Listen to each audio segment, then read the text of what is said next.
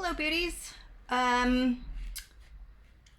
We are Harry Potter and the Philosopher's Stone, J.K. Rowling, Chapter 2, The Vanishing Glass. Hope you guys are doing all right. Hope you're having a good day. This one seems to be a bit shorter of a chapter, so it won't be quite so long. Anyways, I'll continue. Chapter 2, The Vanishing Glass. Nearly 10 years had passed since the Dursleys had woken up to find their nephew on the front step, but Privet Drive had hardly changed at all. The sun rose on the same tidy front gardens and lit up the brass number 4 on the Dursleys' front door. It crept onto their living room, which was almost exactly the same as it had been on the night when Mr. Dursley had seen the fateful news report about the owls. Only the photographs on the mantelpiece really showed how much time had passed. 10 years ago, there had been lots of pictures of what looked like a large pink beach ball wearing different colored bobble hats. But Dudley Dursley was no longer a baby, and now the photograph showed a large blonde boy riding his first bicycle on a roundabout at the fair, playing a computer game with his father, being hugged and kissed by his mother. The room held no sign at all that the other boy lived in the house too. Yet Harry Potter was still there, asleep, at the moment, but not for long. His Aunt Petunia was awake, and it was her shrill voice which made the first noise of the day. "Up, get up, now!" Harry woke with a start. His aunt rapped on the door again. "Up!" she screeched. Harry heard her walking towards the kitchen, and then the sounds of the frying pan being put on the cooker. He rolled onto his back and tried to remember the dream he'd been having. It had been a good one. There had been a flying motorbike in it. He had a really funny feeling that he'd had the same dream before. His aunt was back outside the door. "Are you up yet?" she demanded. "Nearly," said Harry. "Well, get a move on. I want you to look after the bacon. And don't you dare let it burn. I want everything perfect." Oops. Sorry. Everything perfect on Duddy's birthday. Harry groaned. "What did you say?" his aunt snapped through the door. Nothing. Sounds like my 13-year-old. Dudley's birthday. How could he have forgotten? Harry got slowly out of bed and started looking for socks. He found a pair under his bed, and after pulling a spider off one of them, put them on. Harry was used to spiders because the cupboard under the stairs was full of them, and that was where he slept. When he was dressed, he went down the hall into the kitchen. The table was almost hidden beneath all Dudley's birthday presents. It looked as though Dudley had got the new computer he wanted, not to mention the second television and the racing bike. Exactly why Dudley wanted a racing bike was a mystery to Harry, as Dudley was very fat and hated exercise, unless of course it involved punching somebody. Dudley's favorite punch bag was Harry, but he couldn't often catch him. Harry didn't look it, but he was very fast. Perhaps it had something to do with living in a dark cupboard, but Harry had always been small and skinny for his age. He looked even smaller and skinnier than he really was, because all he had to wear were old clothes of Dudley's, and Dudley was about 4 times bigger than he was. Harry had a thin face, knobbly knees, black hair, and bright green eyes. He wore round glasses held together with a lot of sellotape, because of all the times Dudley had punched him in the nose. The only thing Harry liked about his own appearance was a very thin scar on his forehead, which was shaped like a bolt of lightning. He had it as long as he could remember, and the first question he could ever remember asking his Aunt Petunia was how he got it. "In the car crash when your parents died," she had said, "and don't ask questions." Don't ask questions. That was the first rule for a quiet life for the Dursleys. Uncle Vernon entered the kitchen as Harry was turning over the bacon. "Comb your hair," he barked, by the way of a morning greeting. About once a week, Uncle Vernon looked over the top of his newspaper and shouted that Harry needed a haircut. Harry must have had more haircuts than the rest of the boys in his class. But together... Let me start the sentence over. Harry must have had more haircuts than the rest of the boys in his class put together, but it made no difference.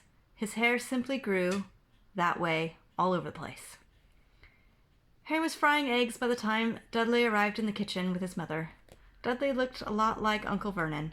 He had a large pink face, not much neck, small watery blue eyes, and thick blonde hair that lay smoothly on his thick fat head. Aunt Petunia often said that Dudley looked like a baby angel. Harry often said that Dudley looked like a pig in a wig. Harry put the plates of eggs and bacon on the table, which was difficult as there wasn't much room. Dudley, meanwhile, was counting his presents. His face fell.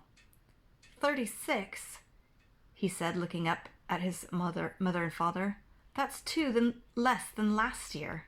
Darling, you haven't counted Auntie Marge's presents. See? It's here under the big one for Mummy and Daddy. All right, 37 then, said Dudley, going red in the face. Harry, who could see a huge Dudley tantrum coming on, began wolfing down his bacon as fast as possible in case Dudley turned the table over. Aunt Petunia obviously sensed danger, too, because she said quickly, "And we'll buy you another 2 presents while we're out today. How's that, Popkin? 2 more presents. Is that all right?" Dudley thought for a moment. It looked like hard work. Finally, he said slowly, "So I'll have 39, sweetums," said Auntie Petunia. "Oh," Dudley sat down heavily and grabbed the nearest parcel. "All right, then." Uncle Vernon chuckled. "Little Tyke wants his money's worth, just like his father. Attaboy, Dudley." He ruffled Dudley's hair. At that moment, the telephone rang, and Aunt Petunia went to answer it while Harry and Uncle Vernon watched Dudley unwrap the racing bike, a cine camera, a remote control aeroplane, 16 new computer games, and a video recorder. He was ripping the paper off a gold wristwatch when Aunt Petunia came back from the telephone, looking both angry and worried. "Bad news, Vernon," she said. "Mrs. Figgs broke her leg. She can't take him." She jerked her head in Harry's direction. Dudley's mouth fell open in horror, but Harry's heart gave a leap. Every year on Dudley's birthday, his parents took him and a friend out for the day, to adventure parks, hamburger bars, or the cinema. Every year, Harry was left behind with Miss Figg, a mad old lady who lived 2 streets away. Harry hated it there. The whole house smelled of cabbage, and Mrs. Figg made him look at photographs of all the cats she'd ever owned. "Now what?" said Aunt Petunia, looking furiously at Harry as though he'd planned this. Harry knew he ought to feel sorry that Miss Figg had broken her leg, but it wasn't easy when he reminded himself it would be a whole year before he had to look at Tibbles, Snowy, Mr. Paws, and Tufty again. "We could phone Marge," Uncle Vernon suggested. "Don't be silly, Vernon. She hates the boy." The Dursleys often spoke about Harry like this, as though he wasn't there, or rather, as though he was something very nasty that couldn't understand them, like a slug. "What about, what's her name, your friend, Yvonne, on holiday in Majorca?" snapped Aunt Petunia. "You could just leave me here," Harry put in hopefully. He'd be able to watch what he wanted on television for a change, and maybe even have a go at Dudley's computer. Aunt Petunia looked as though she'd just swallowed a lemon. "And come back and find the house in ruins?" she snarled. "I won't blow up the house," said Harry. But they weren't listening. "I suppose we could take him to the zoo," said Aunt Petunia slowly, "and leave him in the car?" "The car's new. He's not sitting in it alone." Dudley began to cry loudly. In fact, he wasn't really crying. It had been years since he really cried. But he knew that if he screwed up his face and wailed, his mother would give him anything he wanted.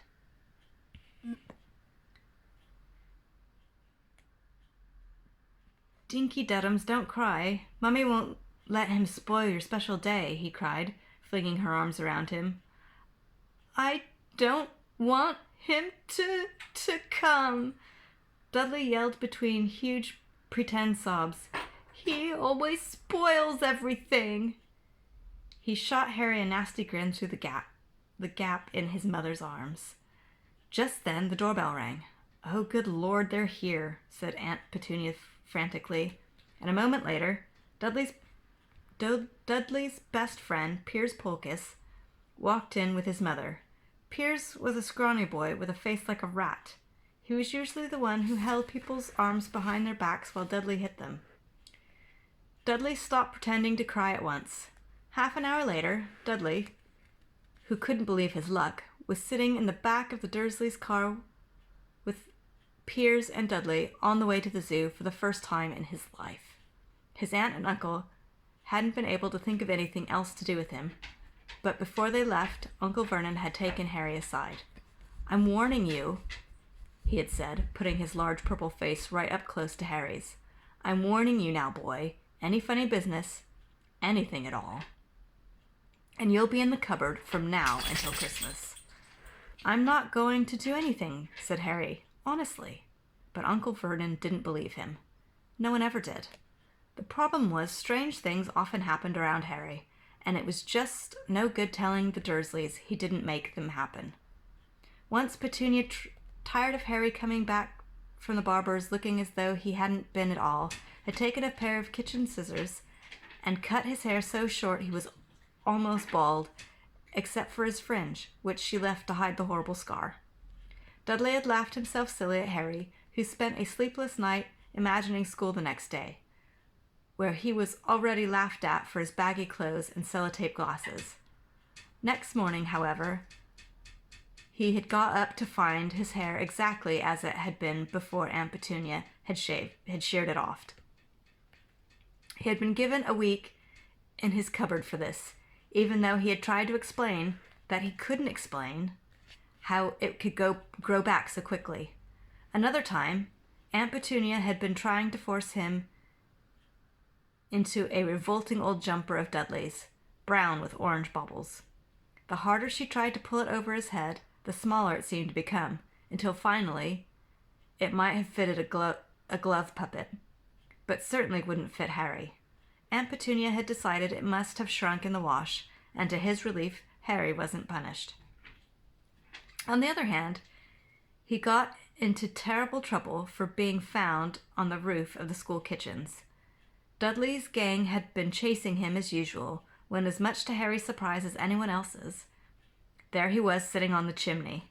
The Dursleys had received a very angry letter from Harry's headmistress, telling them Harry had been climbing school buildings. But all he tried to do, as he shouted at Uncle Vernon through the locked door of his cupboard, was jump behind the big bins outside the kitchen doors. Harry supposed that the wind must have caught him in mid-jump, but today nothing was going to go wrong. It was even worth being with Dudley and Piers to be spending the day somewhere that wasn't school, his cupboard, or Miss Figg's cabbage-smelling living room. While he drove, Uncle Vernon complained to Aunt Petunia. He liked to complain about things. People at work, Harry, the council, Harry, the bank, and Harry were just a few of his favorite subjects. This morning it was motorbikes. Roaring along like maniacs, the young hoodlums, he said as the motorbike overtook them. I had a dream about a motorbike, said Harry, remembering suddenly. It was flying. Uncle Vernon nearly crashed into the car in front. He turned right around in his seat and yelled at Harry, his face like a gigantic beetroot with a mustache. Motorbikes don't fly! Dudley and Piers sniggered. I know they don't, said Harry. It was only a dream. But he wished he hadn't said anything. If there was one thing the Dursleys hated even more than his asking questions, it was him talking about anything and acting in a way it shouldn't, no matter if it was a dream or even a cartoon. They seemed to think he might get dangerous ideas. It was a very sunny Saturday, and the zoo was crowded with families. The Dursleys bought Dudley and Piers large chocolate ice creams at the entrance, and then, because the smiling lady in the van asked Harry what he wanted before they could hurry him away, they bought him a cheap lemon ice lolly. It wasn't bad either, Harry thought, licking it as they watched the gorilla scratching its head and looking remarkably like Dudley, except that it wasn't blonde. Harry had the best morning he'd had in a long time. He was careful to walk a little way apart from the Dursleys so that Dudley and Piers, who were starting to get bored with the animals by lunchtime, wouldn't fall back on their favorite hobby of hitting him. They ate at the zoo restaurant, and when Dudley had a tantrum because the Knickerbocker Glory wasn't big enough, Uncle Vernon bought him another one, and Harry was allowed to finish the first. Harry felt, afterward, that he should have known it was all too good to last. After lunch, they went to the reptile house. It was cool and dark in there, with lit windows all along the walls. Behind the glass, all sorts of lizards and snakes were crawling and slithering over bits of wood and stone. Dudley and Piers wanted to see a huge poisonous cobra and thick man-crushing pythons. Dudley quickly found the largest snake in the place. It could have wrapped its body twice around Uncle Vernon's car and crushed it into a dustbin. But at the moment, it didn't look in the mood. In fact, it was fast asleep. Dudley stood with his nose pressed against the glass, staring at the glistening brown coils. "Make it move," he whined at his father. Uncle Vernon tapped the glass, but the snake didn't budge. "Do it again," Dudley ordered. Uncle Vernon rapped the glass smartly with his knuckles, but the snake just snoozed on. "This is boring," Dudley moaned. He shuffled away. Harry moved in front of the tank and looked intently at the snake. He wouldn't have been surprised if it had died of boredom itself. No company except stupid people drumming their fingers on the glass, trying to disturb it all day long. It was worse than having a cupboard as a bedroom, where the only visitor was Aunt Petunia hammering on the door to wake up. And at least he got to visit the rest of the house. The snake suddenly opened its beady eyes. Slowly, very slowly, it raised its head until its eyes were on level with Harry's. It winked. Harry stared. Then he looked quickly around to see if anyone was watching. They weren't. He looked back at the snake and winked too. The snake jerked its head towards Uncle Vernon and Dudley and raised its eyes to the ceiling. It gave Harry a look that said, quite plainly, "I get that all the time." "I know," Harry murmured through the glass, though he wasn't sure the snake could hear him. "It must be really annoying." The snake nodded vigorously. "Where do you come from, anyway?" asked Harry.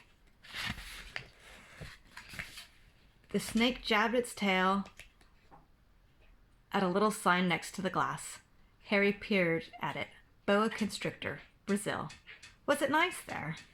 The boa constrictor jabbed its tail at the sign again, and Harry read, "This specimen was bred in the zoo." "Oh, I see. So you've never been to Brazil." As the snake shook its head, a deafening shout behind Harry made both of them jump. "Dudley! Mr. Dursley, come and look at this snake! You won't believe what it's doing!" Dudley came waddling towards them as fast as he could. "Out of the way, you!" he said, punching Harry in the ribs. Caught by surprise, Harry fell hard on the concrete floor. What came next happened so fast no one saw how it happened.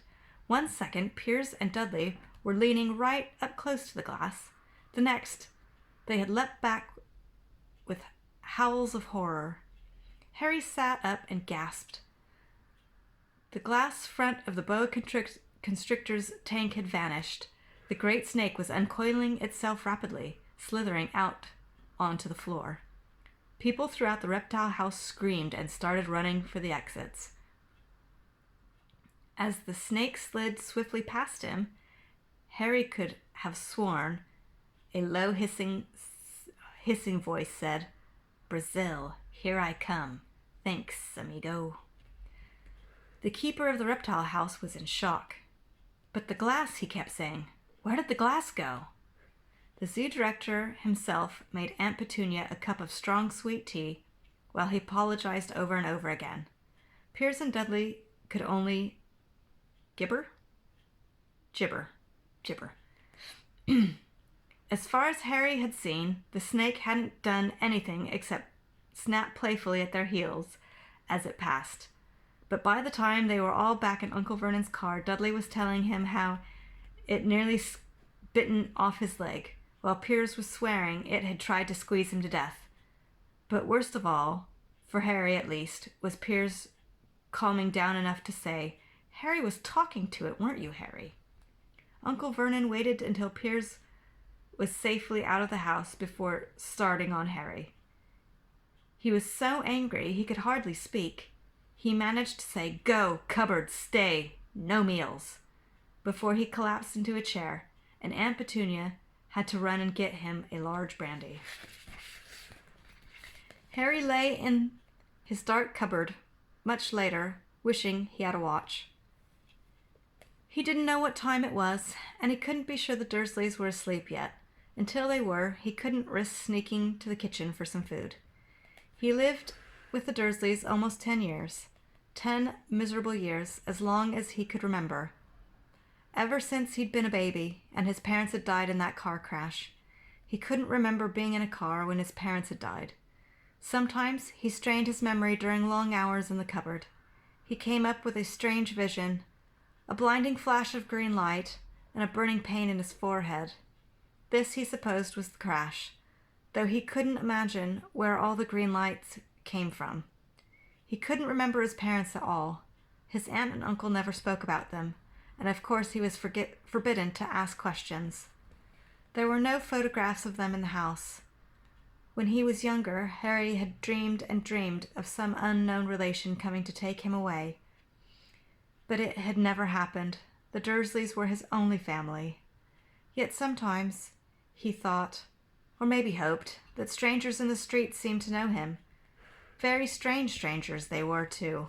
A tiny man in a violet top hat had bowed to him once while out shopping with Aunt Petunia and Dudley. After asking Harry furiously if he knew the man, Petunia had rushed them out of the shop without buying anything. A wild-looking woman dressed in all green had waved merrily at him once on a bus. A bald man in a very long purple coat had actually shaken his hand in the street the other day, and then walked away without a word. The weirdest thing about all these people was the way they seemed to vanish the second Harry tried to get a closer look. At school, Harry had no one. Everybody knew that Dudley's gang hated the odd Harry Potter in his baggy clothes and broken glasses, and nobody liked to disagree with Dudley's gang. That's the end of chapter 2. Thanks.